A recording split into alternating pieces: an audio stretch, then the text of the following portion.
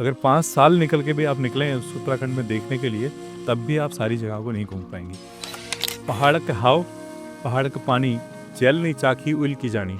हमारा जो उत्तराखंड है, ये किस वर्टिकुलर सेगमेंट में हम इसको और काम कर सकते हैं टूरिज्म में? आप अपने केदारनाथ के दर्शन कर लिए हैं और अगर आपने पशुपतिनाथ के दर्शन नहीं किए तो आपको उस दर्शन का पूरा फल नहीं मिलता है। भोलेनाथ ऐसे हैं कि वो कभी भी किसी को सीधे सीधे कुछ नहीं देते, परीक्षा लेते हैं। मैं तो इसमें ये कहूँगा कि आप कहीं भी भागें, लौटकर आपको यहीं आना है।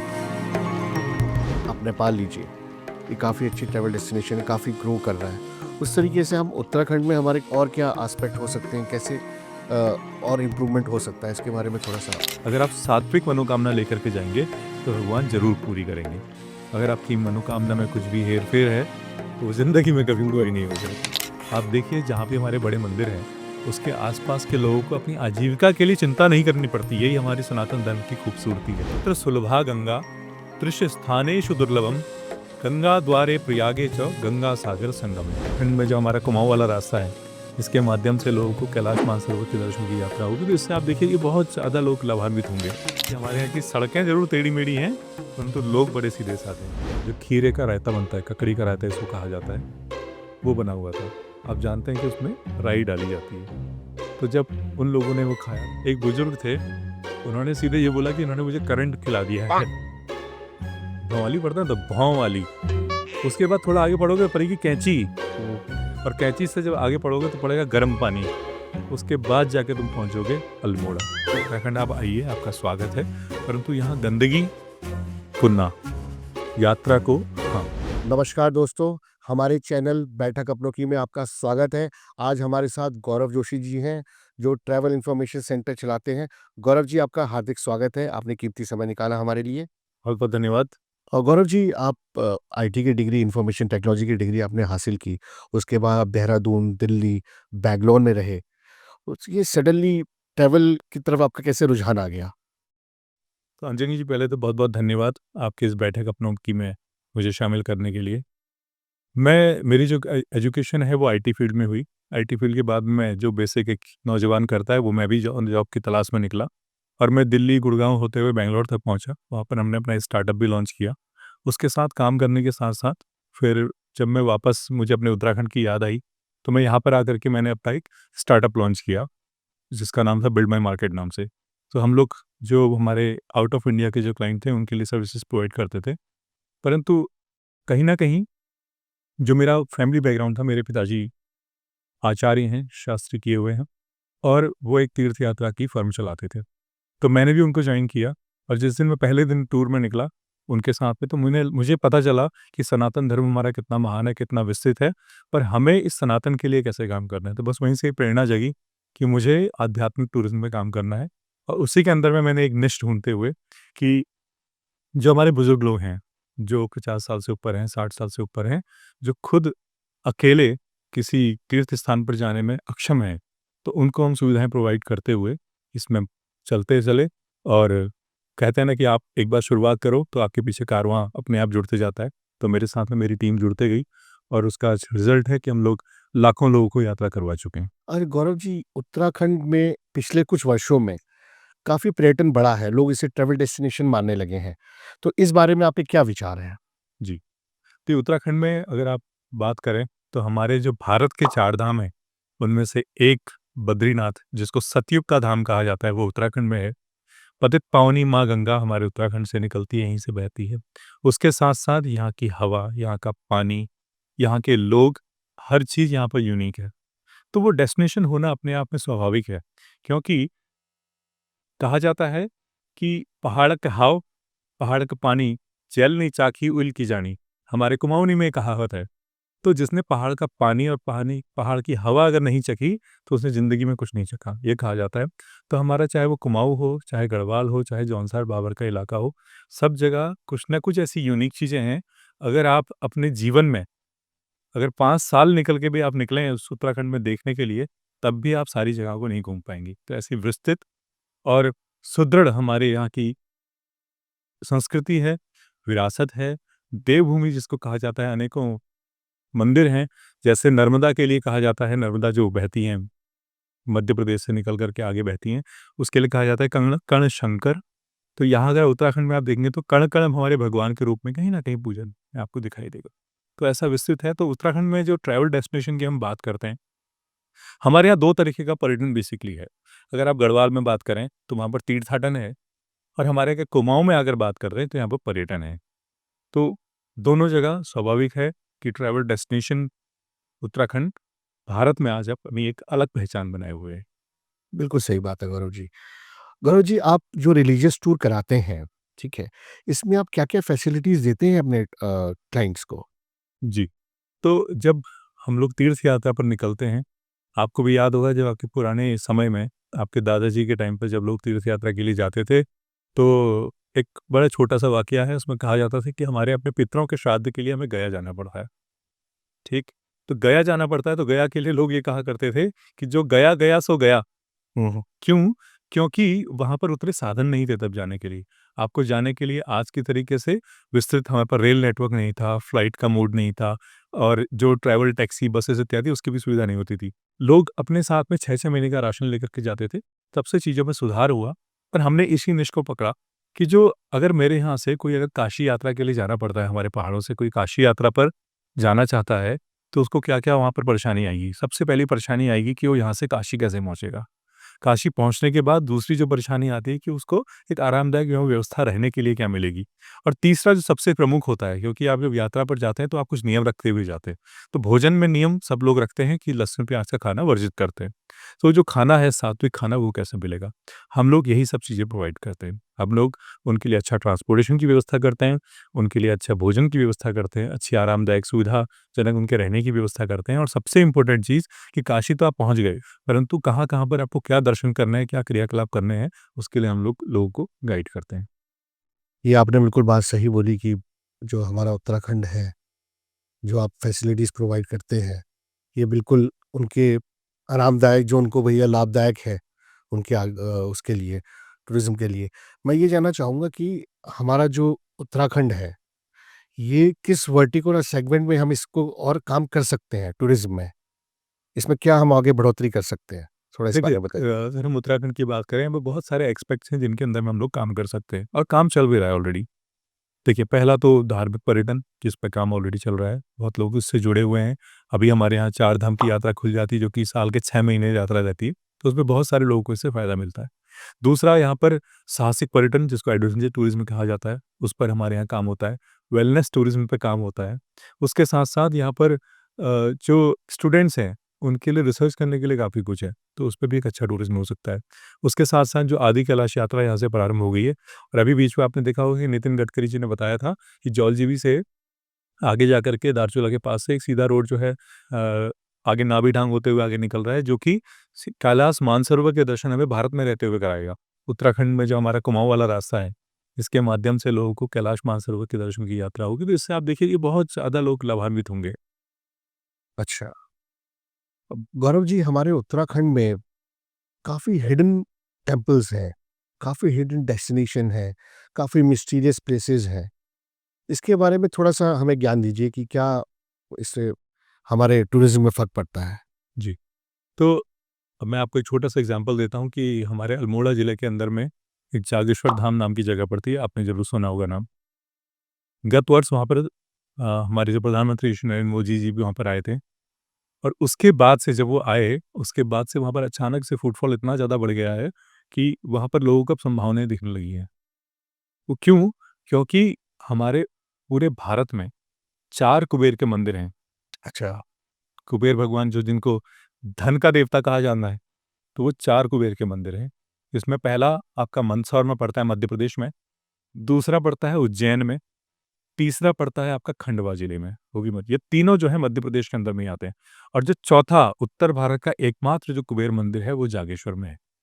और वहाँ की महत्ता ऐसी ज़बरदस्त है कि वहाँ पे के ब्राह्मण हैं, मैंने उनसे सुना है, उन्होंने बताया है, और मैंने प्रैक्टिकली देखा है लोगों को अपने सामने, कि वहाँ पर क्या है कि आप अगर जो दीपावली से पहले धनतेरस आता है, धनतेरस के दिन अगर आप अपना एक चांदी का सिक्का वहाँ लेकर के जाएँ मंदिर में, और उसको आप भगवान को अर्पित करें, उसपे जो वहाँ के ब्राह्मण हैं, जो ब्राह्मण देवता उस मंदिर में बैठते हैं, वो उसपे पूजन करते हैं, मंत्रोच्चार के साथ में उसको पीले कपड़े में बाँध करके आपको देते हैं और उसको ला करके अगर आप अपने घर पे रखते हैं, तो आपकी जितनी भी धन से समस्याएँ हैं, धन से रिलेटेड समस्याएँ हैं, वो 100% दूर होती है, ऐसा लोगों ने वहाँ पर बताया है।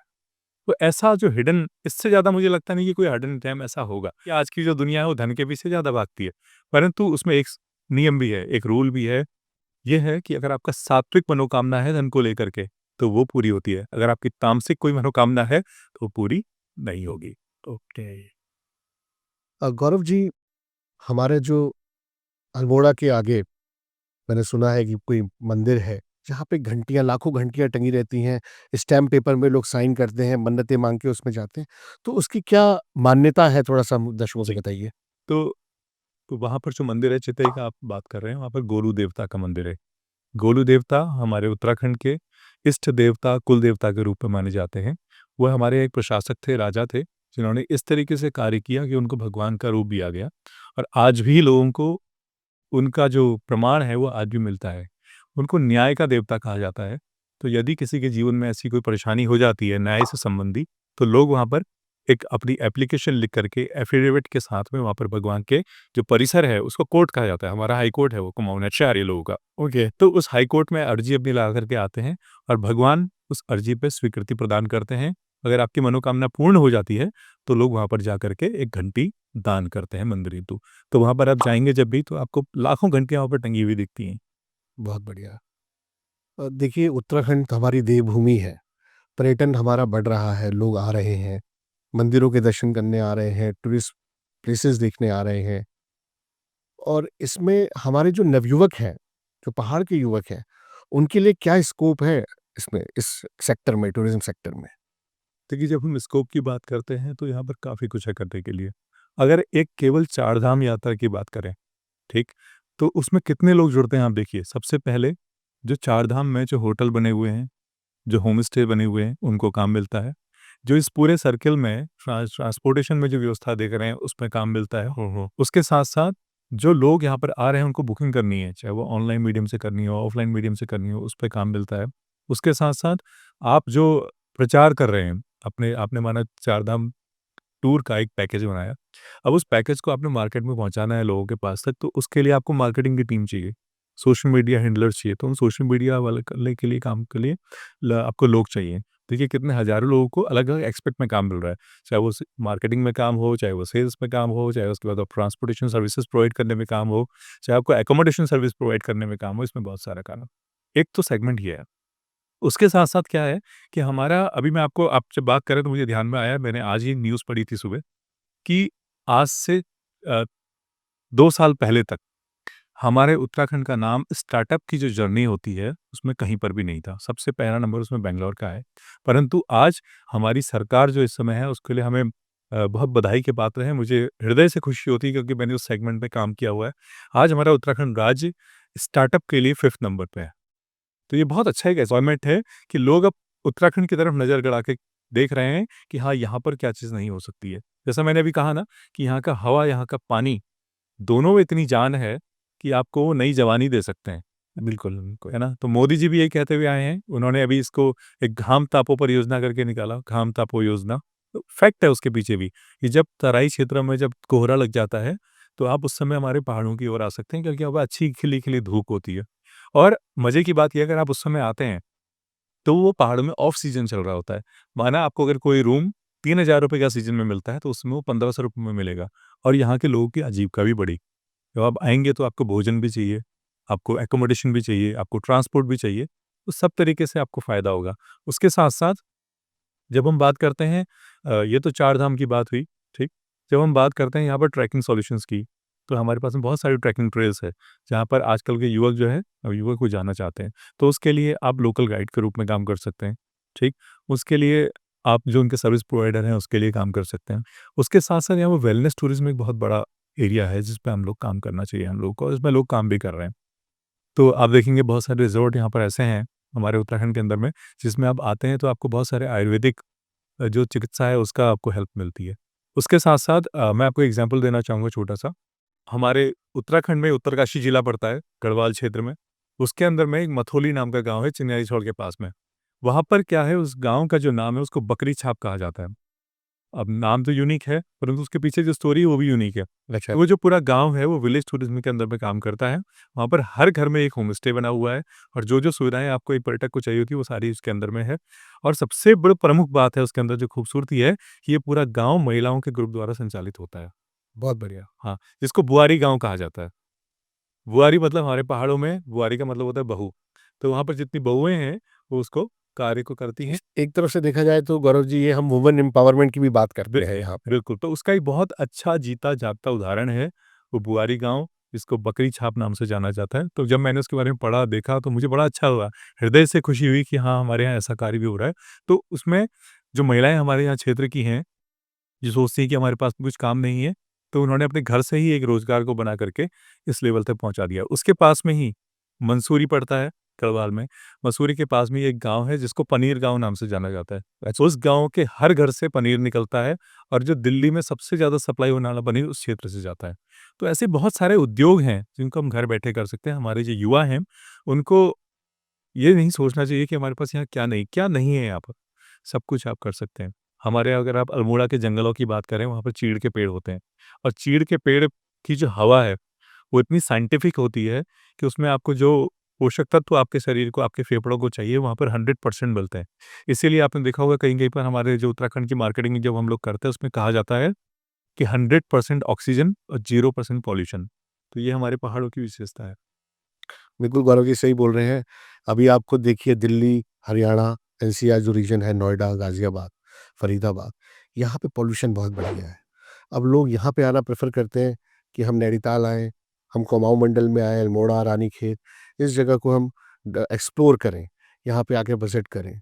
तो ज़ाहिर-सी बात है, ये जो हमारी जो यूनिक यूएसपी जो है हमारा उत्तराखंड का, जो पेड़ हैं, जो हमारी पॉल्यूशन फ्री एयर है, हमारी स्रोत है, स्रोत का पानी भी मुझे मेरे एक मित्र आए थे बॉम्बे से, मैं आपसे ज़िक्र करूँगा कि वो स्रोत का पानी ले गए थे यहाँ से। कह रहे थे ये स्रोत का पानी जो है, मुझे डॉक्टर ने बोला है कि वहाँ से लेके आइए। इसके बारे में थोड़ा-सा जानकारी दीजिए। बिल्कुल, तो मैं तो ये कहता हूँ जो हमारे यहाँ स्रोत का पानी है, वो जनरली आपने देखा होगा जो हमारे बाँज एक पेड़ होता है, वो हमारे पूरे उत्तराखंड में ऐसा पेड़ है जो सबसे ज़्यादा ऑक्सीजन प्रोवाइड करता है।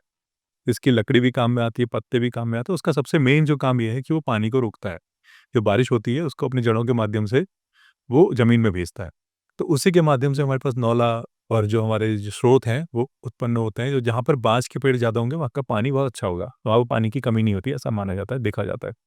तो मैं ये कहता हूँ कि जो हमारे स्रोत का पानी है, जो नौलों का पानी है, अगर आप उस पानी को 1 गिलास अगर रोज़ पी रहे हैं तो आपको ज़िंदगी में कोई मल्टीविटामिन लेने की ज़रूरत नहीं पड़ेगी। उसमें इतने सारे पोषक तत्व हैं। मैं तो लोगों से बिल्कुल दरख्वास्त करूँगा कि लोग आएँ, हमारे उत्तराखंड में विज़िट करें। इस देवभूमि में अनेक प्रकार की औषधियाँ हैं, लोग यहाँ पे आएँ, टूरिज़्म को बढ़ावा दें। तो सर, हमारे इंडिया में काफ़ी लोग हैं जो तीर्थ यात्रा करना चाहते हैं। तो ये तीर्थ यात्रा करने का सही तरीका क्या है गौरव जी, ज़रा बताइएगा? जी, जब हम उत्तराखंड 4 धाम की बात करते हैं, तो हमारे यहाँ जो 4 धाम हमारे उत्तराखंड के जो 4 धाम हैं, उसमें बद्रीनाथ है, केदारनाथ है, गंगोत्री है और यमुनोत्री है। जो यात्रा शुरू होती है, वो हरिद्वार से शुरू होती है। हरिद्वार के बाद हम लोग जाते हैं यमुनोत्री, यमुनोत्री के बाद जाते हैं गंगोत्री और गंगोत्री के बाद में पहुँचते हैं केदारनाथ और केदारनाथ के बाद अंतिम जो दर्शन होते हैं, वो बद्रीनाथ के होते हैं। अब ये क्यों होते हैं, इसको भी समझ लेते हैं। देखिए, सबसे पहले गंगा स्नान क्यों ज़रूरी है? हरिद्वार में गंगा स्नान क्यों ज़रूरी है?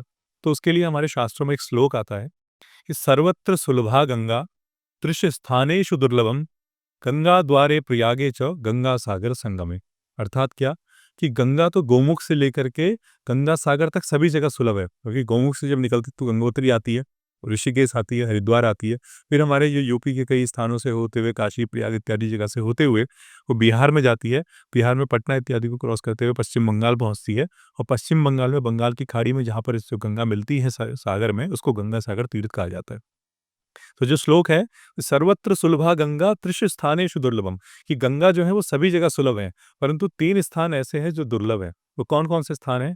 गंगा द्वारे प्रयागे च गंगा सागर संगमे, कि गंगा द्वार अर्थात हरिद्वार, दूसरा है प्रयाग और तीसरा है गंगा सागर। तो आपको जीवन में कभी भी अगर मौका मिले गंगा के दर्शन करने का, मार्जन करने का, स्नान करने का, तो ये 3 जगह पे कभी अवसर नहीं चूकना चाहिए। कौन-कौन से? हरिद्वार, प्रयाग जहाँ पर गंगा, यमुना और सरस्वती का संगम है, जहाँ पर अभी इतना विशाल हमारा पूर्ण महाकुंभ लगा था, और जो तीसरा स्थान है वो है गंगा सागर का स्नान। तो आपने सुना भी होगा कि सारे तीर्थ बार-बार, फिर गंगा सागर एक बार। ये स्थान है। तो गंगा स जो स्नान है वो इसलिए यहाँ पर किया जाता है, उसका महत्ता है। और गंगा के लिए तो ये कहा जाता है कि गंगा तव दर्शनाथ मुक्ति, कि गंगा के सिर्फ़ दर्शन करने से ही जीव की मुक्ति हो जाती है। तो सबसे पहला जो हमारी चार धाम यात्रा जो हम शुरू करते हैं, सबसे पहला जो स्नान होता है, दर्शन करना चाहिए, वो हरिद्वार गंगा जी में आपको डुबकी लगानी चाहिए। उसके बाद हम लोग पहुँचते हैं यमुनोत्री। यमुनोत्री में क्या है, तो जो हमारे शरीर के जो यम होते हैं, यम क्या होते हैं? अहिंसा, सत्य, असत्य, अपरिग्रह और ब्रह्मचर्य, ये हमारे शरीर के यम हैं। इनको दूर करने के लिए हम लोग यमुनोत्री में दर्शन करते हैं, क्योंकि वहाँ पर यम और शनि दोनों के मंदिर हैं। उनको दर्शन करने के बाद हमारे शरीर का जो यम निकल जाता है, उसके बाद हम लोग पहुँचते हैं गंगोत्री में। गंगोत्री क्या है? गंगोत्री में माँ गंगा जी की मूर्ति है। वहाँ पर दर्शन करने से हमारे जो पाप हैं शरीर के, वो दूर होते हैं, हमारा शरीर शीतल होता है वहाँ पर गंगा स्नान करके। उसके बाद वहाँ से गंगा जल लेकर के हमें जाना चाहिए केदारनाथ। और भगवान केदारनाथ, क्योंकि बहुत उसकी जो ट्रैक है वो बहुत कठिन ट्रैक है, 22 किलोमीटर का लगभग ट्रैक है। तो जब आप वहाँ जाते हैं तो आपका शरीर हल्का होना चाहिए, शुद्ध होना चाहिए, तभी आप भगवान के दर्शनों के लिए पहुँच पाएँगे। वहाँ आप दर्शन करते हैं, अपना जलार्पण करते हैं जो गंगा जी का लेकर के गए हैं, और उसके बाद फिर लास्ट में जो है आप बद्रीनाथ पहुँचते हैं। बद्रीनाथ में जो बैकुंठ के स्वामी हैं, श्री हरि, उनके हमें दर्शन होते हैं। और बद्रीनाथ के लिए कहा जाता है कि वो सतयुग का तीर्थ है। और उसके बाद बद्रीनाथ को जब हम दर्शन कर लेते हैं तो हमारे शरीर में जो बचे कुछ जो पाप हैं, जो यम है, वो सब बद्रीनाथ में दूर हो जाते हैं। इस प्रकार हमारी चार धाम की यात्रा पूर्ण होती है। गौरव जी, आपने बिल्कुल सही तरीका बताया हमारे दर्शकों को और दर्शक काफ़ी उनको जानकारी मिली होगी इस बारे में कि सही तरीका क्या है चार धाम यात्रा करने का। और गौरव जी, उत्तराखंड जो हमारा टूरिज़्म है, ठीक है? इसमें आपने देखा होगा कुछ सालों में हमारा जैसे कैची धाम है, इसमें फ़ेसबुक के आपने सीईओ के बारे में सुना होगा, जूलिया रॉबर्ट्स, काफ़ी लोग आए, बीच में विराट कोहली जी भी आए थे। तो ये काफ़ी बड़ा है यहाँ पे टूरिस्ट डेस्टिनेशन, पर्यटक काफ़ी लोग आने लगे हैं यहाँ पे। तो इस बारे में कुछ बताइए कि इस बारे में आपके क्या विचार हैं? जी। जी, मैं तो जब से बचपन में बहुत छोटा था, तब से हम लोग कैंची की महत्ता सुनते हुए आ रहे हैं, बाबा जी की महत्ता सुनते हुए आ रहे हैं। और वो वास्तव में उसमें कोई दो राय नहीं है कि वहाँ पर शक्ति या जो आप पावर कहते हैं, स्पिरिचुअल पावर, सकारात्मक ऊर्जा वहाँ पर ज़रूर है। उस क्षेत्र में आप जाते हैं तो आपको एक अलग अनुभूति होती है। कैंची में लोग जा रहे हैं दर्शन के लिए, दूर-दूर से विदेशों से लोग आ रहे हैं, और बहुत सारी कहानियाँ उसके पीछे प्रचलित है। वहाँ पर लोग जा रहे हैं उसके लिए अच्छी बात है, बट मैं लोग आपके साथ में एक चीज़ और शेयर करना चाहूँगा कि बाबा जी सर्वप्रथम आए थे नैनीताल से 2 किलोमीटर पहले हनुमानगढ़ी नाम का स्थान पड़ता है। हाँ, हनुमानगढ़ी है। तो वहाँ पर एक असीमित ऊर्जा आपको देखने की मिलेगी। वहाँ पर एक छोटी-सी गुफ़ा है जहाँ पर बैठ के बाबा जी ने कभी ध्यान किया होगा। तो मैं एक सज्जन है उनसे कभी मिला था, तो उन्होंने एक बहुत अच्छी बात मुझे बताई। उन्होंने बताया कि जब आप उस स्थान किसी भी स्थान पर जाते हो और वहाँ पर बैठ कर के आप कोई भी पाठ करते हो, मनन करते हो, चिंतन करते हो, ध्यान करते हो भगवान का नाम लेते हो, तो उसका आपको फल क्यों मिलता है? तो उन्होंने मुझे उसका आंसर बताया कि क्यों मिलता है। बताते हैं कि वहाँ पर बहुत समय पहले कोई ऐसे ऋषि, मुनि, तपस्वी वहाँ पर रहे होंगे जिन्होंने आकर के, बैठ कर के भगवान के प्रति अपना ध्यान किया होगा, तो वो ऊर्जा वहाँ पर होती है।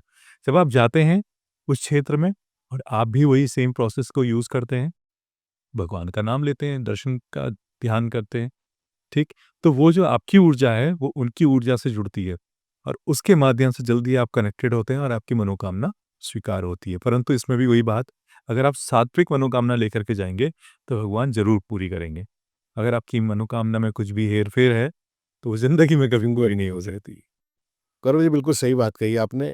और मैंने एक चीज़ और नोटिस की, नीम करोली बाबा के मंदिर में हम भी बचपन से ही जा रहे हैं। वहाँ पे लोगों को रोज़गार के अवसर भी मिले हैं बहुत। पहले वहाँ शॉप्स कम थी, दुकानें कम थी, रोज़गार के साधन कम थे। अब रोज़गार के साधन बढ़े हैं। वहाँ रेस्टोरेंट आ गए हैं, होटल्स आ गए हैं, लोगों को जॉब मिल रही है। तो ये रोज़गार के साधन भी बढ़े हैं। इवन पर्यटन भी बढ़ा है, तो रोज़गार के साधन भी बढ़े हैं। जी, मैं तो बाबा जी का मैं भी बहुत बड़ा अनुयायी हूँ, वो बाबा जी को हृदय से मानता हूँ। परंतु मैं सिर्फ़ भीम करोली बाबा जी पे बात ना करके मैं अपने पूरे सनातन धर्म की बात कर बिल्कुल से कि हमारे सनातन धर्म की ये महत्ता है, ये पावर है कि वो सबको साथ जोड़ते हुए चलता है। आप देखिए जहाँ भी हमारे बड़े मंदिर हैं, उसके आस-पास के लोगों को अपनी आजीविका के लिए चिंता नहीं करनी पड़ती, यही हमारी सनातन धर्म की खूबसूरती है। आप एक छोटा-सा एग्ज़ाम्पल देखिए, अयोध्या।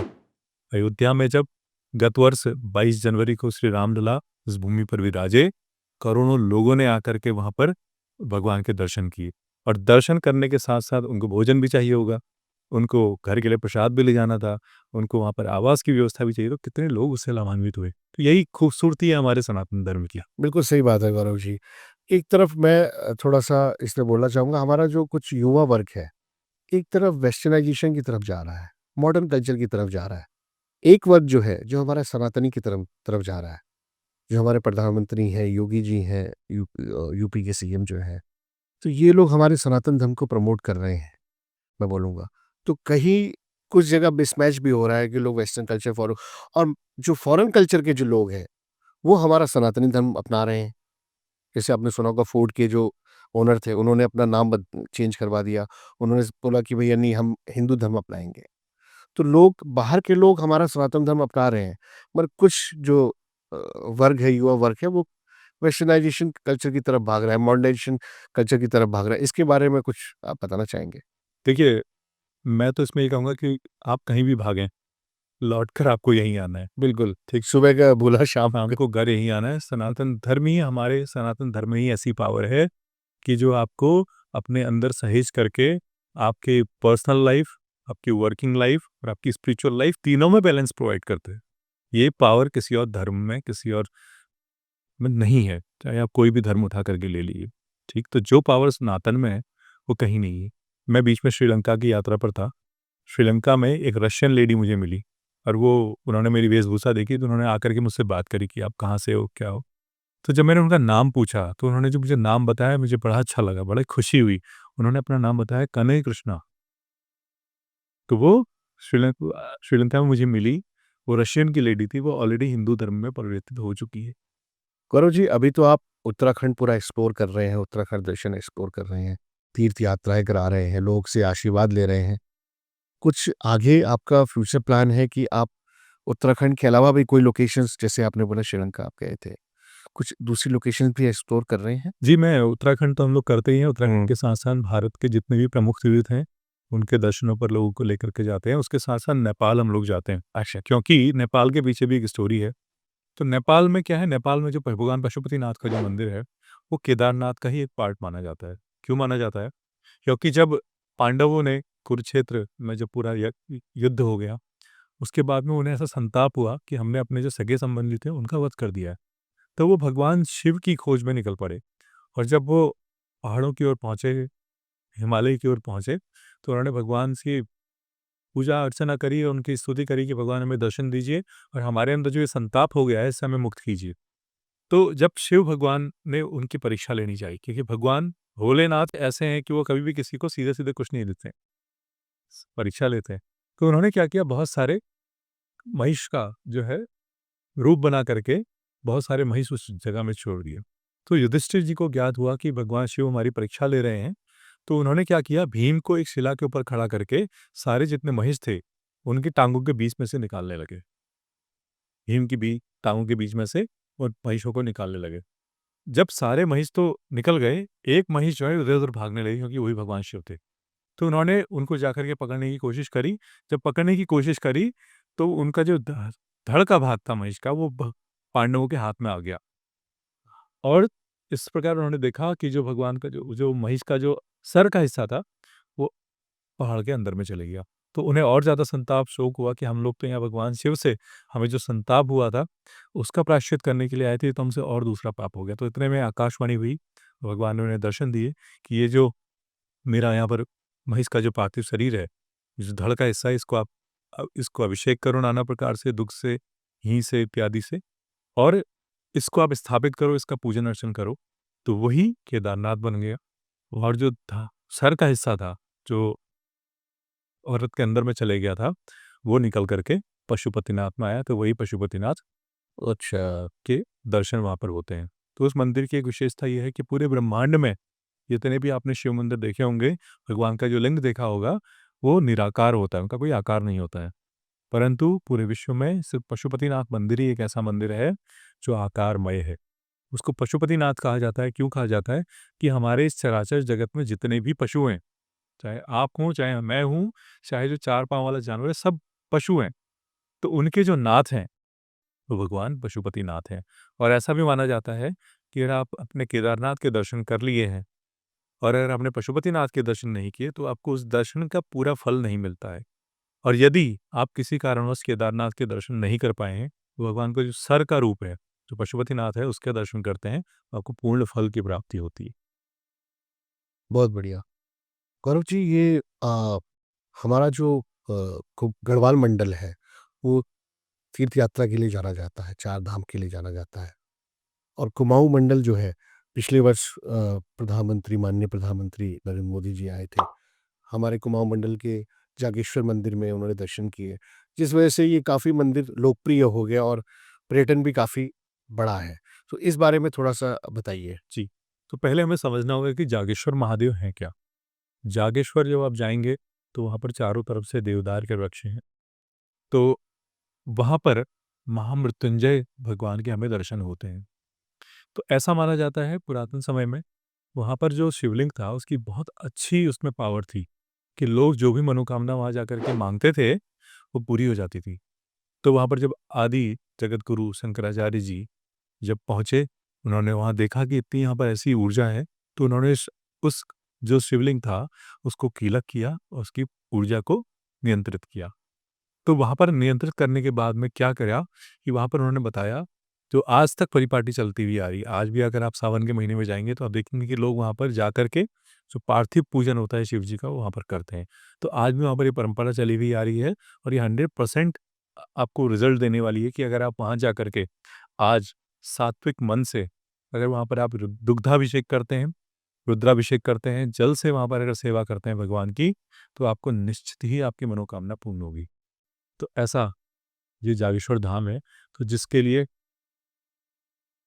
प्रधानमंत्री हमारे मोदी जी वहाँ पहुँचे, उन्होंने वहाँ पे पूजन अर्चन किया, क्योंकि वहाँ पर महामृत्युंजय साक्षात निवास करते हैं। और ऐसा भी माना जाता है, कुछ जगह मैंने पढ़ा, कि हमारे जितने भी ज्योतिर्लिंग हैं, सबका उद्गम स्थल यही है और सबसे पहला जो शिवलिंग के रूप में जो भगवान की पूजा शुरू हुई, वो जागेश्वर में ही पूजा शुरू। तो ऐसा दिव्य स्थान है हमारा जागेश्वर धाम।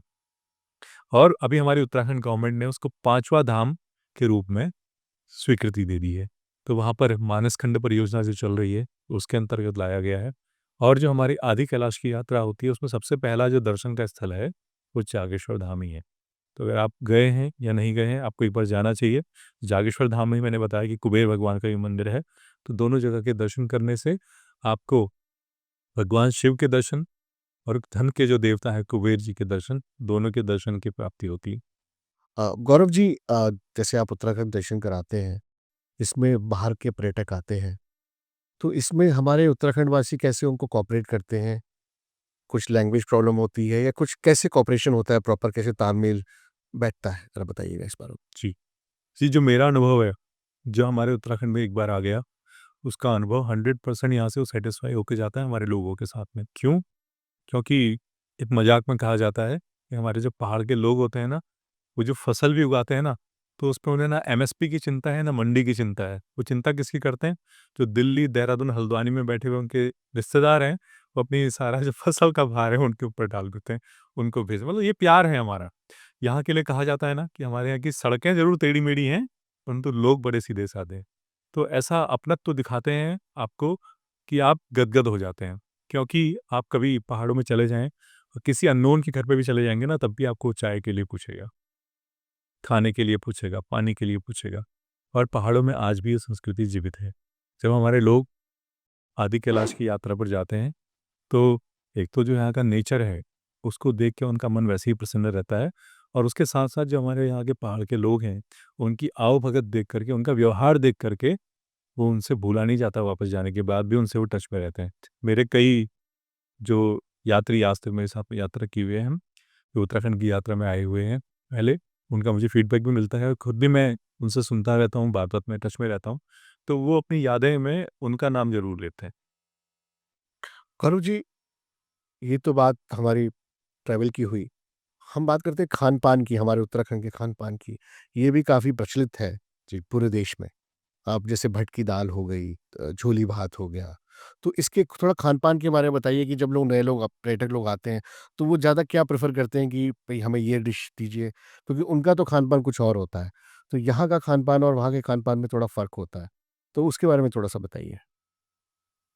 एक बार तो मैं आपको वाकया बताता हूँ। कि कुछ बंगाल के लोग हमारे साथ यात्रा पर आए हुए थे, कुमाऊँ दर्शन की यात्रा पे। और हमारे यहाँ जो है, जो खीरे का रायता बनता है, ककड़ी का रायता इसको कहा जाता है, वो बना हुआ था। आप जानते हैं कि उसमें राई डाली जाती है। तो जब उन लोगों ने वो खाया, तो एक बुजुर्ग थे, उन्होंने सीधे ये बोला कि इन्होंने मुझे करंट खिला दिया है। तो और उसको खाने के बाद उनको थोड़ी-सी जुकाम इत्यादि की दिक्कत थी, वो सब क्लियर हो। तो ये हमारी फूड की महत्ता है, ये पावर है। हमारे यहाँ के आलू के गुटके लोग चटकारा लेते हुए चाय के साथ बड़े शौक से खाते हैं। हमारे यहाँ घेत की दाल होती है, तो घेत की दाल में ये पावर है, अगर आपको 8 एमएम की भी अगर पतली होगी तो वो उसको वो निकाल देती है। हमारे यहाँ भट की दाल है, भट की दाल ऐसा आपने बताया आयरन का रिच सोर्स है। हमारे यहाँ भांग की चटनी, लोग डरते हैं उसे खाने में, परंतु जब एक बार स्वाद लग जाता है तो फिर छोड़ते नहीं है, दोबारा लेने से परहेज नहीं करते हैं। वैसे ही हमारे यहाँ लाल चावल है, औषधि गुणों का भंडार है जी हमारा उत्तराखंड का खान-पान, पहाड़ का खान-पान।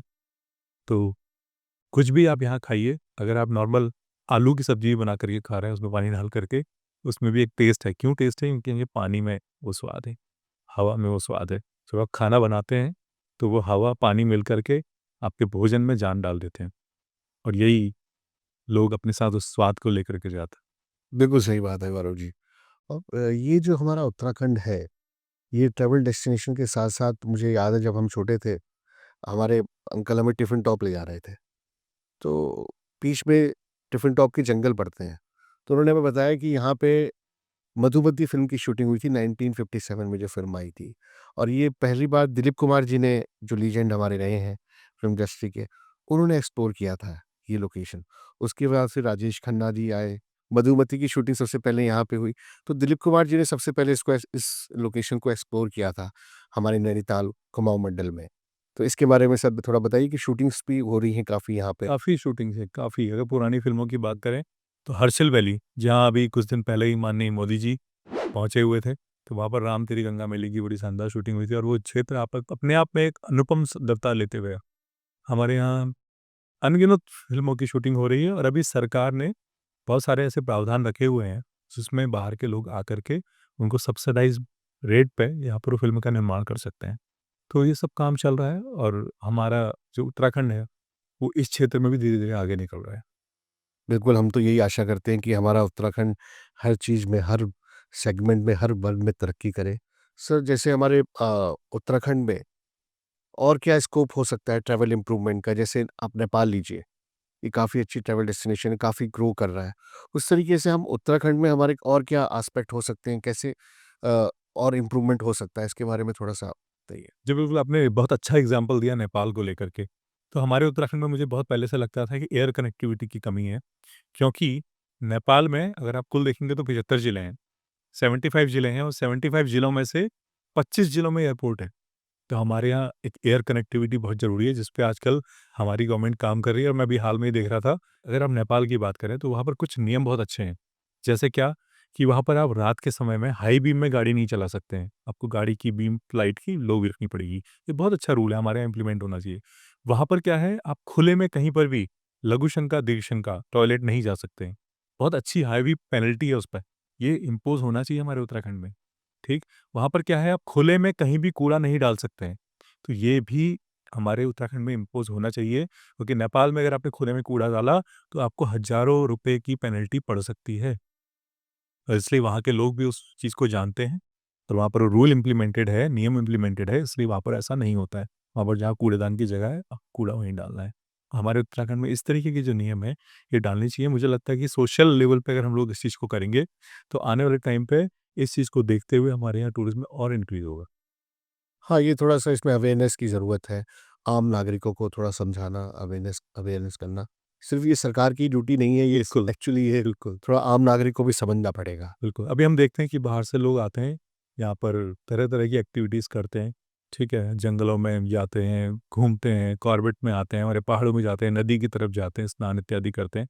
परंतु उन्हें एक बात ध्यान रखनी चाहिए कि जो अपने साथ वो कूड़ा लेकर के आते हैं, उसको इधर-उधर कहीं भी ना फेंकें। क्योंकि हम जानते हैं कि प्लास्टिक को डिज़ॉल्व होने में काफ़ी समय लग जाता है, जो कि हमारे पर्यावरण के लिए बहुत हानिकारक है।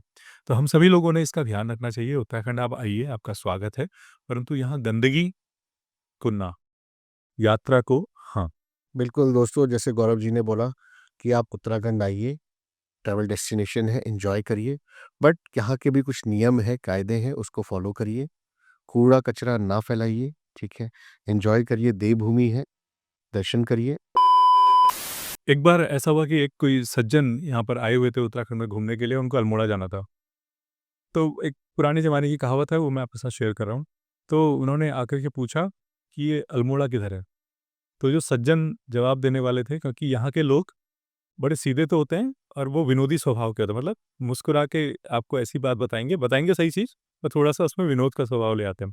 जैसे आप उनसे, वो एक थे हमारे साथ में सज्जन, तो उन्होंने पूछा, एक जगह एक दुकान में एक व्यक्ति जलेबी बना रहा था। तो उसने जाके पूछा, "यार तुम तो बड़ी सीधी जलेबी बना रहे हो, और आप सोचिए कि जलेबी भी कभी सीधी बन सकती है क्या?" तो उससे बेकार क्या हुआ कि एक बार एक सज्जन आए और उनको अल्मोड़ा जाना था, तो उन्होंने किसी से पूछ लिया नैनीताल में कि मुझे अल्मोड़ा जाना है। मैंने कहा बिल्कुल जाइए, बट देखो जाते समय क्या-क्या पड़ेगा रास्ते में वो आपको बता देता हूँ। उन्होंने बताया सबसे पहले पड़ेगी भांव वाली, भंवाली पड़ता है तो भांव वाली, उसके बाद थोड़ा आगे पढ़ोगे तो पड़ेगी कैंची, वो, और कैंची से जब आगे पढ़ोगे तो पड़ेगा गर्म पानी, उसके बाद जाके तुम पहुँचोगे अल्मोड़ा। तो वो बेचारा डर गया कि ये क्या बोल रहे हैं उससे, ऐसी स्टोरी। अच्छा सर, एक चीज़ और सर, हमारा जो स्वीट्स के लिए अल्मोड़ा फ़ेमस है, बाल मिठाई के लिए। तो इसके बारे में तो और कुछ पान मिठाई भी होती है जिसको हम बोलते हैं खोआ, सिंगौड़ी। सिंघोड़ी, ठीक है, सिंघोड़ी। बाल मिठाई और सिंघोड़ी के लिए फ़ेमस है हमारा अल्मोड़ा। जी, इसके बारे में कुछ थोड़ा-सा बताइए, लोगों को जानकारी हो। बिल्कुल। हमारे यहाँ जब भी आप अल्मोड़ा आएँ, तो अल्मोड़ा में खीम सिंह मोहन की दुकान है, वहाँ पर उनके वहाँ 3 मिठाइयाँ, और जो जो प्रमुखता से फ़ेमस है, सबसे पहली बाल मिठाई, दूसरी चॉकलेट और तीसरी सिंगौड़ी। और एक जो फ़ेमस मुझे लगती है सबसे बढ़िया, उसका नाम है खेचुआ। एक तरीके की बर्फ़ी होती है, तो जब भी आप अल्मोड़ा जाएँ, उसका स्वाद ज़रूर लें। गौरव जी, आपका मैं धन्यवाद करना चाहूँगा, आपने अपना कीमती समय निकाला हमारे चैनल बैठक अपनों की लिए। और हमने उत्तराखंड दर्शकों को मैं बोलना चाहूँगा, हमने उत्तराखंड दर्शन के बारे में बात की और हमें काफ़ी नई-नई चीज़ों से अवगत कराया गौरव जी ने। गौरव जी, आपका धन्यवाद और आशा करते हैं कि आपसे हमारा संबंध बना रहेगा और आपकी जो ज्ञान की जो बातें हैं, आगे फिर कभी आप आएँगे हमारे स्टूडियो में और आगे ऐसी ज्ञान की बातें होंगी। बिल्कुल, बहुत-बहुत धन्यवाद। धन्यवाद।